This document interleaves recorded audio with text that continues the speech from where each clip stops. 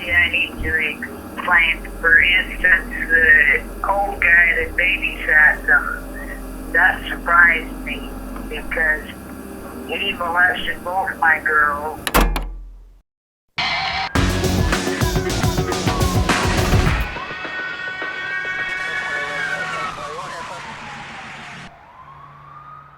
요즘에는 이 100세 시대라는 말을 많이 쓰곤 합니다.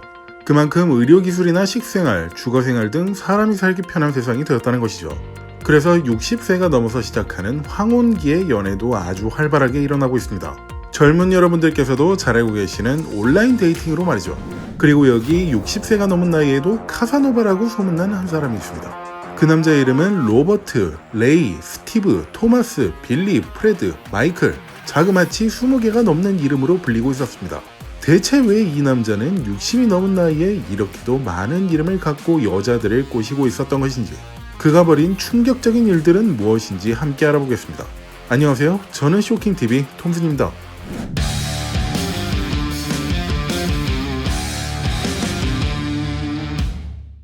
애리조나의 킹맨에서 평생을 살아오고 있던 71세의 낸시 레이 하츠 씨는 10년 전에 남편과 사별한 뒤 사랑과는 연을 끊고 살아가던 여성이었습니다. 하루 중 대부분의 시간을 집에서 보내거나 간혹 찾아오는 가족들을 맞이하는 무료한 삶을 보내고 있었죠. 그러던 중 지인들을 통해 우연히 한 이야기를 듣게 되었는데, 그건 바로 인터넷을 통해 데이트 상대를 고를 수 있다는 것이었죠. 무료한 시간을 뜻깊은 시간으로 바꿀 수 있다고 생각한 낸시 씨는 익숙하지 않았던 PC를 자식들을 통해 교육받고는 데이팅 사이트에 가입해 프로필을 작성하였습니다. 그리고는 마음에 드는 남성에게 연락이 오길 바라는 들뜬 마음의 하루하루를 즐겁게 시간을 보내기 시작했습니다. 그러던 중 운명이 찾아온 것이었을까요? 그녀의 미들네임인 레이와 발음이 똑같은 레이라는 남성에게 연락이 오게 된 날이었습니다. 이날의 시작으로 둘은 매일같이 메시지를 주고받기 시작하였죠. 그러다가 상대 남성인 레이는 낸시 씨를 만나기 위해 킹맨에 들러 3, 4일 정도 머무르다 4개월 정도 떠나곤 했습니다. 쉽게 말해 장거리 연애하는 커플들에게서 흔히 볼 수 있는 연애 모습이었죠. 그러다 보니 자주 볼 수 없어 더욱 그리움에 지쳐가던 낸시 씨는 약 1년 정도가 지났을 때 레이에게 이메일로 이별을 통보하였습니다. 그런데 바로 다음날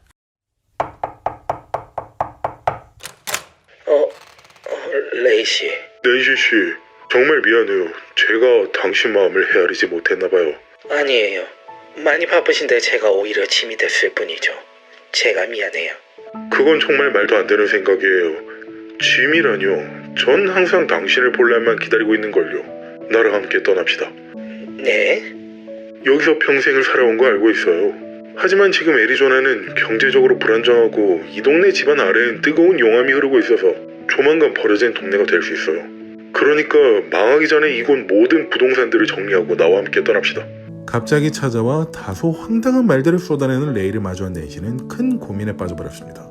이미 헤어지기로 마음을 먹었지만 직접 찾아와 고백 아닌 고백을 하는 레이를 따라가야 할지 말이죠. 그렇지만 그 고민은 그리 길지 않게 끝이 났고, 평생 동안 살았던 집을 급처분하여 시세의 50%밖에 되지 않는 가격인 5만 달러에 판매하였고, 모든 정부 지원금들을 한 통장으로 몰아넣었습니다. 그리고는 고급 캐딜락 차량을 구매하였죠. 차량을 구매했던 건 레이와 함께하는 새 인생을 축복하기 위한 선물이었을까요? 그리고 레이와 함께 집을 떠나려던 날, 엄마, 꼭 이렇게 해야겠어? 이제 나도 내 인생을 살아야지. 눈을 감을 때까지 여기서 지낼 순 없잖니. 그러니 너희도 축하해줬으면 좋겠어. 그래도 그 레이라는 사람 제대로 아는 거 맞아? 쉐리, 이제 좀 그만하렴. 이렇게 막무가내로 레이와 함께 떠나려던 엄마를 말리려던 쉐리는 마음을 굳힌 터라 막을 수 없었고, 레이가 타고 왔던 차량의 번호를 적어두는 것 말곤 할 수 있는 게 없었습니다. 그리고 낸시가 집을 떠난 지 3일이 지났을 때 연락이 아예 끊어질 줄만 알았던 엄마에게 문자 한 통이 도착했습니다. 이제 엄마를 축복해주렴. 그래도 종종 엄마의 소식을 이렇게라도 전해드릴 수 있을 거라 기대한 쉐리는 마음을 놓았고, 그로부터 약 2달 뒤 이메일이 한 통 도착하였습니다. 쉐리, 엄마는 정말 행복하고 잘 지내고 있단다. 여긴 뉴멕시코 쪽에 있는 멋진 산자락에 위치한 집이야. 평생 꿈으로만 꾸어던 삶을 시작한 것 같아서 너무 기쁘구나. 너도 항상 잘 지냈으면 좋겠다. 사랑하는 엄마. 이메일을 확인한 쉐리는 기뻐하기 전에 무언가 이상함을 느꼈습니다. 평생 이렇게 따뜻한 말을 한 적 없던 엄마가 이런 식의 글을 써보낸 것과 전화를 받지 않았다는 것이었죠. 그리고 곰곰이 이메일을 살펴보던 중 그 이상함을 확신할 수 있는 결정적 이유를 발견할 수 있었습니다. 그것은 바로 이메일 주소였죠. 원래 낸시의 이메일 주소는 ascactuswarren44 yahoo.com이었지만 이렇게 따뜻한 말들을 적어보낸 주소는 ascactuswarren44 yahoo.com이었기 때문이었죠. 선인장을 뜻하는 캡투스의 C와 T의 자리를 바꾼 캣커스였습니다. 한마디로 하자면 누군가 엄마가 보낸 척 가짜 행세를 하고 있다는 것이었죠. 갑자기 큰 걱정이 된 셰리는 동생인 데니스에게 연락해 함께 경찰에 신고하기에 이르렀습니다. 그리고 며칠 뒤 이 사건을 담당하고 있는 모하비 카운티 보안강국 수석 부보안관이자 형사팀장이었던 로드니 헤드에게 연락이 왔습니다. 여보세요? 안녕하세요, 부인. 혹시 셰리 씨 계십니까? 네, 전데요. 누구시죠? 지난번에 인사드렸던 로드니 형사입니다. 저희 조사 결과를 좀 알려드리고자 먼저 연락드렸습니다. 어머니를 찾으셨나요? 무사하신가요? 일단은 괜찮다고 말씀드리고 싶군요. 어제 직접 전화로 통화하는데 성공했고, 하시는 말씀을 들어보면 이제 새로운 곳에서 새로운 삶을 시작하고 싶고 가족과는 더 이상 연락하고 싶지 않다는 것만 같았습니다. 네? 정말 어머니랑 통화하신 거 맞아요? 네, 일단 저희가 추적해서 통화하는데 성공했으니 그렇다고 봐야 할 겁니다. 아니, 직접 만나보신 건 아니잖아요. 그거 주소라도 좀 알려주시면 안 될까요? 본인이 만나는 걸 거부 의사를 밝혔는데 굳이 그럴 필요가 있을까 싶군요. 셰리 씨는 이 충격적인 소식을 받아들일 수가 없었습니다. 평생 자식들을 따뜻하게 맞아주던 어머니가 이렇게 남자 때문에 등을 돌릴만한 이유는 어디에도 없다고 느꼈기 때문이었죠. 그래서 그녀는 한 지방 언론사인 데일리 마이너의 더그 맥모더 기자에게 가져갔습니다. 셰리가 전한 내용들을 보고 뭔가 이상하고 수상함을 느낀 더그 기자는 곧바로 뉴스 기사로 써내려갔고 낸시 씨의 이야기는 일면을 장식하기에 이르렀습니다. 그리고 이때까지 그 누구도 이 기사가 공개된 후의 영향을 예상하지 못했습니다. 이 기사를 본 많은 사람들은 낸시 씨를 데려간 레이라는 사람을 의심하기 시작하였고 그중 몇몇 사람들은 낸시 씨를 찾기 위해 돕겠다며 자원하여 집으로 찾아오기도 했습니다. 이것으로 지역사회에 엄청나게 큰 파장을 불러일으키는 효과가 나타났다고 볼 수 있었죠.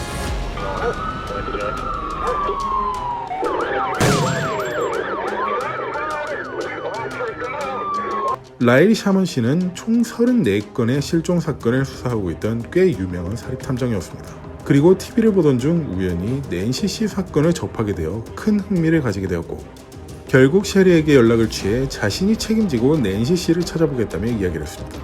그러자 셰리는 큰 희망을 갖고 라일에게 사건을 의뢰하였고 그가 가장 먼저 살펴본 것은 현재 낸시 씨와 연락을 취할 수 있는 방안을 모색해보는 것이었습니다.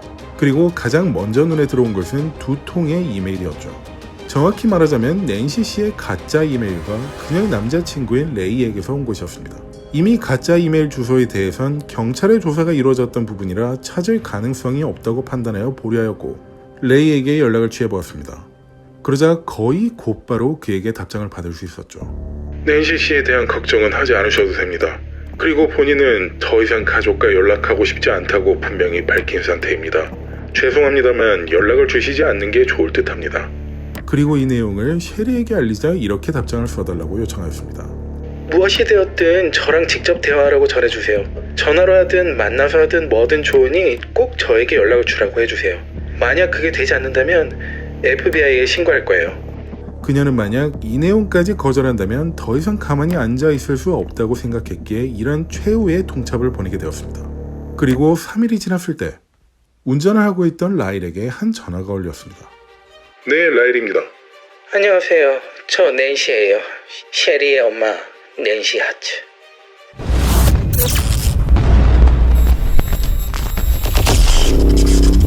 잠깐만요. 지금 운전 중이라 잠깐만 기다려 주실 수 있을까요? 막상 자신이 낸시라고 주장하는 나이든 여성에게 전화가 왔을 때 라일 탐정은 이 생각을 떠올렸습니다. 단 한 번도 실제 낸시 씨의 목소리를 들어본 적 없기에 혼자선 그녀가 맞는지 판단하기 힘들다는 것을 말이죠. 그래서 전화를 걸어온 이 여성의 발신지를 추적하기로 하였고 발신 추적기를 작동시켜 약 몇 분 만에 라스베가스에 있는 한 아파트에서 걸려온 전화라는 걸 알아낼 수 있었습니다. 그는 곧바로 이 기쁜 소식을 셰리에게 알려 라스베가스로 함께 향했고 그곳에 도착해 아파트 문을 두드렸을 때 나온 사람들을 보곤 실망할 수밖에 없었습니다. 영어를 거의 할 줄 모르는 멕시코 사람들이 살고 있었기 때문이었죠. 양해를 구하고 집안을 뒤져보았지만 그 어디에도 낸시 씨의 흔적은 없었고 멕시코 사람들 역시 아무런 관련이 없는 것으로 확인되었습니다. 다시 사무실로 돌아간 라일은 그 전화번호에 대해 자세히 분석하기 시작하였고 그 결과 타인의 명의로 만들어진 휴대폰이었다는 걸 알아낼 수가 있었습니다. 그리고 며칠 동안 다시 그 휴대폰으로 연락이 오길 기다리며 셰리, 데니스와 함께 한 계획을 세웠습니다. 만약 다시 통화하는 데 성공하게 된다면 엄마와 딸 사이에서만 알고 있는 사실들을 확인할 수 있는 질문을 던져보자는 것이었죠. 그래서 라일은 한동안 셰리의 집에서 거주하며 업무를 보기 시작하였습니다.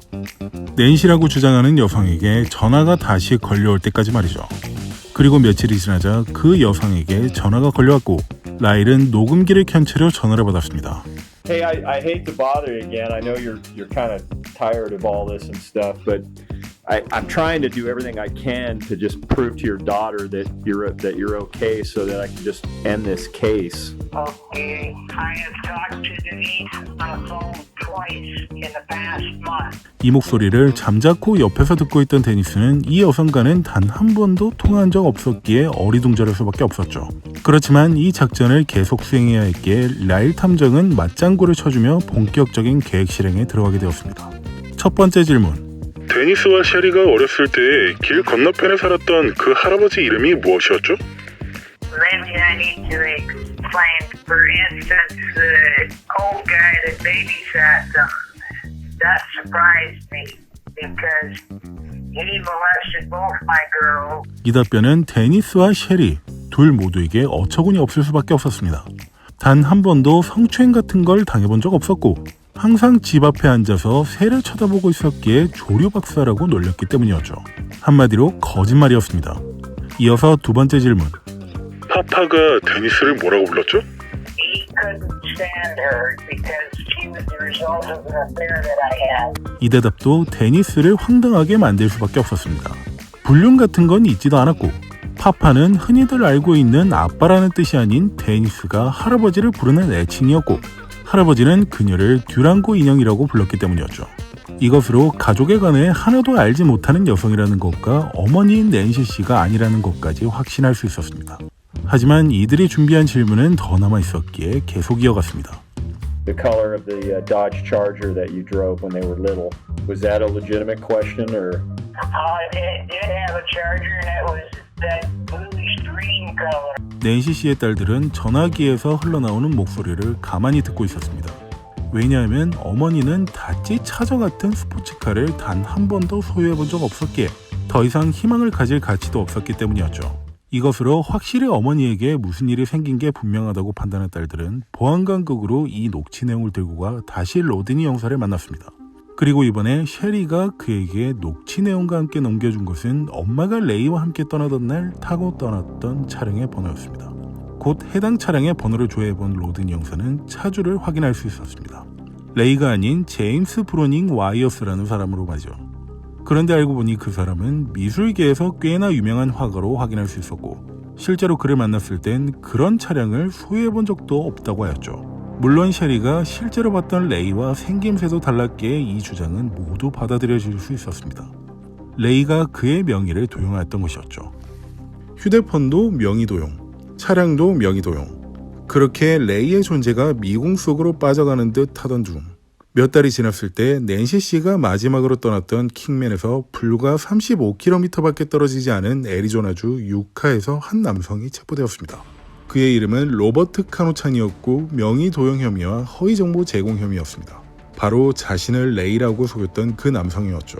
조사 결과 그는 몇 년 동안 미국에서 불법 체류를 해왔던 캐나다 시민이었고 자그마치 18개에 달하는 신분을 갖고 있는 전문 사기꾼이었죠. 그런데 문제는 그의 진술에 있었습니다. 로버트 씨, 낸시 씨는 지금 어디 있습니까? 그건 저도 몰라요. 한 달 전에 일자리를 찾으러 가겠다고 해서 한 회사 앞에 내려준 게 마지막이었으니까요. 사기꾼의 말을 믿을 수 없었던 보안관국 형사들은 그의 집을 수색하였고 얼마 후 컴퓨터에서 2명의 다른 여성의 이름과 사회보장 번호를 찾아낼 수 있었습니다. 게다가 낸시 씨의 소지품들까지 발견하였죠. 그렇지만 그 어디에도 낸시 씨의 행적에 대해 알 수 있을 만한 것들이 나오진 않아 수사관들의 걱정만 키워갔습니다. 일단 컴퓨터에서 발견했던 2명의 여성에 대한 행적을 파악해보기로 하였습니다. 그런데 그 여성들의 신원이 확인되자 수사관들의 머릿속은 더욱 복잡해져만 갔습니다. 모두 실종 상태로 나왔기 때문이었죠. 먼저 실종된 여성은 2008년 당시 애리조나주 돌란 스프링스에 살고 있던 73세의 베르나 클레이튼으로 확인되었고, 다음은 2011년에 라스베가스에서 실종되었던 77세의 네바 린들리로 확인되었습니다. 그리고 2015년 7월 28일에 마지막으로 목격된 후 실종된 세 번째 여성은 셰리의 어머니인 낸시 하츠씨였죠. 모하비 카운티 보안당국은 이 사건이 낸시 씨의 단순 가출 사건이 아닌 살인이나 납치와 같은 중범죄 사건으로 분류하고 연방수사국, 국토안보부 등 주요 기관들과 협력하여 수사를 시작하였습니다. 이미 살해한 후 유기하였을 것으로 예상한 수사기관들은 애리조나에 존재하고 있던 모든 사막을 쥐잡듯 수색하기 시작하였습니다. 그렇지만 이 수색은 말 그대로 사막에서 바늘 찾기와 같은 수준으로 어려웠기에 쉽지 않았습니다. 한편 명의도용 혐의로 체포되었던 로버트는 2018년 5월에 3건의 사기 혐의, 3건의 절도 혐의, 4건의 신분 위조 혐의, 3건의 신용카드 절도 및 무단 사용 혐의, 불법 무기 소지 혐의 등으로 기소되었고, 이 혐의들로 인해 총 16년형을 선고받게 되었습니다. 아무래도 발견된 증거들이나 피해자들의 증언이 명백했고 저지른 범죄 행위가 워낙 많았기에 이런 중형이 내려진 것으로 보였습니다. 그리고 그가 수감된 지 약 2년이 지났을 2020년 9월, 하늘도 이런 사기꾼이 더 이상 세금을 축내고 있는 걸 원치 않았던 것일까요? 평소에도 심장이 좋지 않았던 그는 69세의 나이에 심장마비로 목숨을 잃게 되었습니다. 그렇지만 유족들이나 수사기관 입장에선 낸시 씨의 행적을 알려줄 만한 유일한 사람이었기에 이 죽음이 달갑게 느껴지지 않았습니다. 그렇게 시간은 3달이 더 흘러 2020년 12월이 될 때까지도 실종된 여성 3명에 대한 수사 및 수색은 계속해서 이어나가고 있던 중 뜻밖의 소식을 접하게 되었습니다. 지난 2019년 5월, 토픽에 있던 사막에서 발견되었던 유골이 낸시 하츠의 것으로 밝혀졌다는 소식이었죠. 그렇지만 이미 유력한 용의자인 로버트가 사망한 상태였기에 그를 상대로 기소를 할 수도 없는 상황이라 단순 발견 및 유족 인계로 사건을 마무리할 수밖에 없었습니다. 그런데 여기서 DNA 대조 결과가 나오는데 약 1년하고도 7개월이 더 걸린 걸 보고 다소 의아하게 생각하시는 분들이 계실 듯합니다. 일교차가 심하면 섭씨 50도까지도 차이가 나는 사막의 날씨에 방치된 유해는 순식간에 분해되고 건조됩니다. 그런데 1년 반이라는 긴 시간 동안 사막 한가운데 벌어진 낸시 씨의 유해는 이미 바짝 마른 뼈만 남은 상황이었죠. DNA를 쉽게 확인할 수 있는 혈액이나 타액 등은 필수적으로 수분이 있어야 합니다. 하지만 말씀드렸다시피 이미 완전 건조된 유골은 골수조차 남아있지 않을 수 있기 때문에 DNA를 확인하기 위해서는 복잡한 과정들을 거쳐야 합니다. 재건조 및 습식 작업을 수없이 반복하여 사람의 눈으로 보이지 않는 핵 단위의 세포까지 재생시켜 찾아내야 하는 것이죠. 말 그대로 정밀 작업이었고 이마저도 실패할 수 있는 확률이 매우 높다고 합니다. 어쨌든 낸시 씨를 제외한 나머지 2 실종자는 여전히 수색 중에 있고 만약에 그들의 유해를 발견하더라도 수사는 발견하는 데 그칠 것이라고 합니다. 지금 이 로버트 카노찬의 데이트 사기 말고도 현재 많은 곳에는 비슷한 데이트 사기들이 많이 벌어지고 있습니다. 여러분들께서 많이들 즐겨하시는 인스타그램, 페이스북, 트위터에서 말이죠. 수십억짜리 슈퍼카, 전용기, 호화로운 저택을 갖고 있는 사람들이 당신에게 호감을 표시하며 접근해온다? 드디어 나의 백마탄 왕자님을 만나는구나. 라는 헛된 꿈을 접으시고 당장 연락을 끊으시기 바랍니다. 하지만 그러긴 싫고 무조건 만나거나 연락하고 싶으시다고요. 그렇다면 이것 하나만 명심하세요. 금전을 요구한다? 사기구나. 이상 저는 쇼킹TV 톰슨이었습니다. 사기당하지 마세요.